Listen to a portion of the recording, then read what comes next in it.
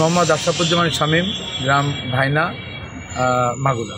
সাবেক ছাত্রদলের জেলার সেক্রেটারি, সাবেক যুবদলের জেলার সাংগঠনিক সম্পাদক, সদ্য বিদায়ী স্বেচ্ছাসেবক দলের কমিটির সভাপতি। দক্ষিণ পশ্চিমাঞ্চলের মূল পয়েন্ট হচ্ছে ভাইনার মোড়, মাগুরার প্রবেশদ্বার, খুলনা বিভাগের প্রবেশদ্বার ভাইনার মোড়, 10টা ডিস্ট্রিক্ট। এখানে ভাইনার মোড় অচল মানে 10 জেলা অচল। এই ভাইনার মোড়ে আমার প্রথম বাস পোড়ানো মামলার 2 নম্বর আসামি আমি। ওইখানে কবির মুরাদ সাহেব ছিলেন আহ্বায়ক, উনি হয়েছিলেন 1 নম্বর আসামি, আমি 2 নম্বর আসামি। আচ্ছা, এরপর থেকে যত মামলা হামলা, আমার নামে 36টা মামলা মাগুরা কোর্টে। 36টা মামলা আমি মিনিমাম 17 বার মতন জেল খাটছি। আমার একটা ব্যবসা প্রতিষ্ঠান আছে, দোকান। আমার আব্বা দোকানদারি করতেন, ক্যান্সারের রোগী ছিলেন। আমার দোকান বন্ধ করে দেওয়া হয়েছে। আমাকে আমার বাড়ি এমন কোনো জানলা নেই যে জানলার গ্লাস ভাঙা হয়নি, পুলিশি বেড়ে বেড়ে অফিস থেকে ভাঙিছে। আমাকে আমার বাড়ি ফ্রিজ, টিভি, ফার্নিচার, সুপার টুপা এখনও সেগুলো আছে। আমি অনেক কিছুই পাল্টাইনি, এখনও সেগুলো আছে। আমার বাড়ি এইভাবে অত্যাচার করছে আমাকে না পেয়ে। আমি একবার ডিবির হাতে মানে পালাতে যে আমার হাত ভেঙে গেছে, হ্যাঁ, সে অবস্থায় সে ছবিও আছে মিডিয়ায়। এরকম বহু নির্যাতনের শিকার হয়েছি। বছরের পর বছর আমরা পালায় বেড়াইছি, আবার আন্দোলন করছি। দিনে আন্দোলন করছি, রাত্রে পালায় বেড়াইছি, বছরের পর বছর। আর যে টাইমটা একটু ফ্রি পাইছি সেই টাইমটা জেলখানায় জেল খাটিয়েছি। আসলে আমাকে বহিষ্কার করা হয়েছে যে কারণ দেখায়, আমি মাগুরা পৌরসভায় 10 সালের একটা কাজের বিল পাবো। ওই কাজের বিল জয়েন্ট সিগনেচার আপনার মেয়র এবং এক্সেন 2 জন জয়েন্ট সিগনেচার করে আমাদের বিলটা পরিশোধ করেছে। এটা 2,99,000 সামথিং এবং 17 লক্ষ সামথিং, মোট 20 লাখ সামথিং টাকা চেক জমা দিয়েছি আমাদের অ্যাকাউন্টে, টিটন ট্রেডার্সের অ্যাকাউন্টে। তখন টাকা পাই নাই। কী হয়েছে? তো সচিব সাহেব ওই চেকটা জমা দেয়নি। একটু বলি, বুঝতে পারি যে মনে হয় উনি কিছু চাচ্ছে। তখন আমি বলি, আপনি কি কিছু বলতেছেন নাকি? তখন উনি 2 লক্ষ টাকা দাবি করে আমার কাছে। আমি 2 লক্ষ টাকার দাবিতে অস্বীকার করাই, আমি এগ্রি না করাই, তার সাথে আমার একটু কথা কাটাকাটি বাগবিতন্ড হয়। এটা যৎসামান্য, সেটা সচিব সাহেবের বক্তব্যেও আছে। অন্যান্য মিডিয়ারা সচিব সাহেবের যে বক্তব্য নিয়েছে সেই বক্তব্যও আছে।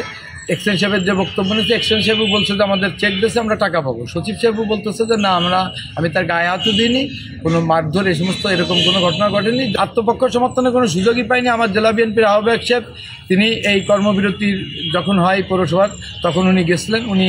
উনি বলেছিলেন যে 3 দিনের ভিতরে সুস্থ তদন্ত করে যারা দোষী সাব্যস্ত হবে তার বিচার করা হবে। কিন্তু 3 দিনের একদিন যেতে না যেতেই আমাকে আমার একটা বহিষ্কারের আদেশ ফেসবুকে আমি দেখতে পাই। বিএনপির আহ্বায়ক সাহেব দায়িত্ব নিলেন 3 দিনের, পরের দিনই কীভাবে এটা বহিষ্কার আদেশ আসলো। এবং আমি মনে করি যে এর সাথে কোনো না কোনোভাবে জেলা বিএনপির কেউ জড়িত আছে।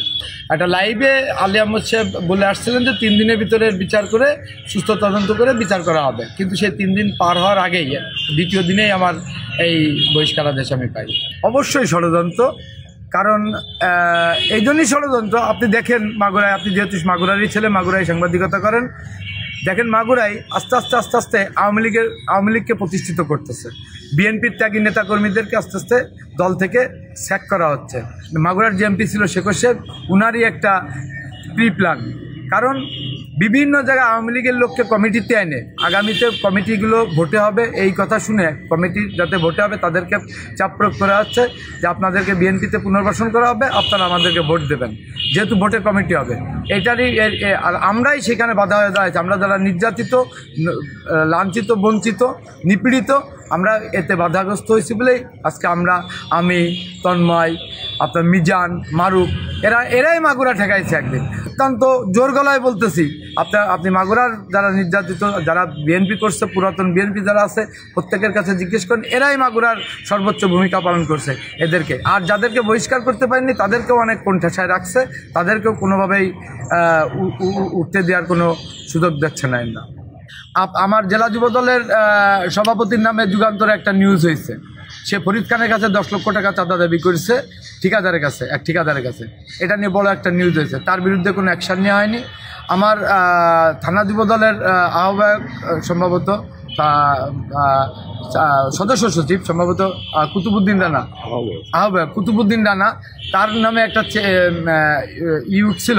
তিনি বলাই শাহর কাছ থেকে 10 লক্ষ টাকার একটা চেক জোর করে নিয়ে এসে সে ব্যাংকে জমা দিত, চেক সহ। মিডিয়ায় আসছে। যেহেতু তিনটা ওই গ্রুপ করে, এখানে রাজনীতি, আপনার একটা জিনিস আমি বলে রাখি সবাইকে নিশ্চিত করার জন্য, রাজনীতিতে গ্রুপিং আছে। আমি যেহেতু নিতাই রায় চৌধুরী এবং মনোহর সাহেবের সাথে গ্রুপিংয়ে আছি, মানে ওই গ্রুপই পড়ছি।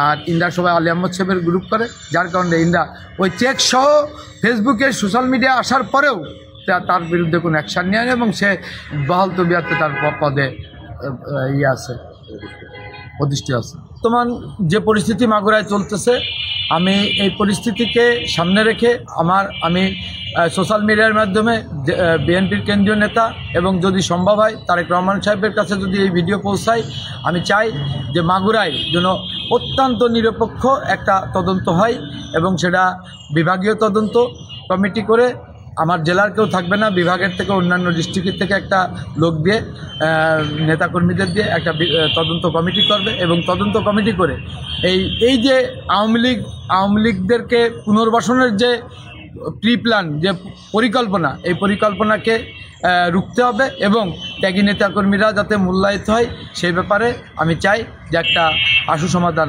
চাই আমি তারেক রহমান সাহেবের কাছে। ধন্যবাদ।